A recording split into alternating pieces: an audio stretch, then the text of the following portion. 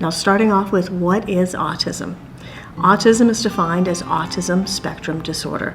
It is a neurobiological difference that affects the brain development in terms of communication, as well as social interaction, and is often represented with restricted interests as well as repetitive behaviors. Also present are sensory issues. Autism, it's a condition, it's a difference, but it's in the person. The main thing I like people to get about any discussion about what autism is that every person on spectrum is different. How people present what autism is for them is going to change from person to person. And that's probably the most important thing to know about autism. When I teach people about autism, my key concept is that our perspective is different. Everyone on the autism spectrum sees the world a little differently. All people are different, and people with autism or special needs their minds work differently. Autism is a lifelong developmental disorder.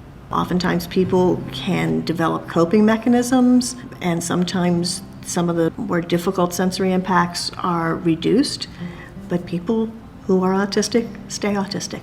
Autistic children become autistic adults. With regard to restricted interests under autism, there's a saying that a lot of people on spectrum have interests that are an inch wide and a mile deep. The other part of autism is repetitive behaviors, or what are called STIMs, self-stimulating behaviors. That's sort of the stereotypical flapping or rocking, and sometimes it can be a verbal noise that's being made. Generally speaking, those STIMs are helpful to people who are on spectrum. It's helping them process the environment and their surroundings. It may be helping to calm them down. It may also just be an expression of pure joy. The consensus is, unless the STIM is harmful to someone or themselves, such as head banging, you really don't want to stop it. Let that stimming occur. It's helping the person, it's enjoyable for them, and like I said, as long as it's not harmful to them or others, it's perfectly appropriate. People on the autism spectrum can process sensory input differently. They can either be highly attuned and they're getting far too much sensory input, so touch is unbearable, or noises that wouldn't bother other people are overwhelming. Also, people can be undersensitive to sensory input. People who are looking for sensory input are often called sensory seekers. 1 in 59 children is diagnosed with an autism spectrum disorder by the age of 8. This is from the CDC. This, of course, does not get those people who are diagnosed after age 8. There is assumed to be a genetic link in autism that can run in families, but not always. 5 times more boys than girls are diagnosed. And oftentimes girls are more socially adept naturally, and oftentimes they are not diagnosed until social issues become more difficult.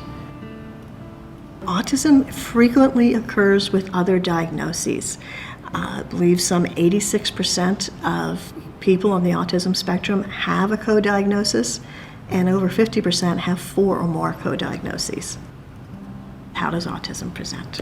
One thing about autism spectrum disorder is that when people hear spectrum, they often think of a number line, that you're somewhere on this line and you're a little bit more or a little bit less autistic. And that's not really how it works. It's much more similar to the kaleidoscope that's on the slide.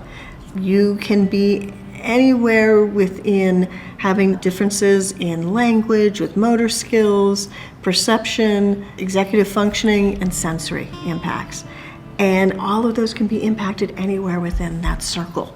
That's why I go back to saying that everyone who's on the autism spectrum is going to present differently, because they're going to be somewhere within that kaleidoscope.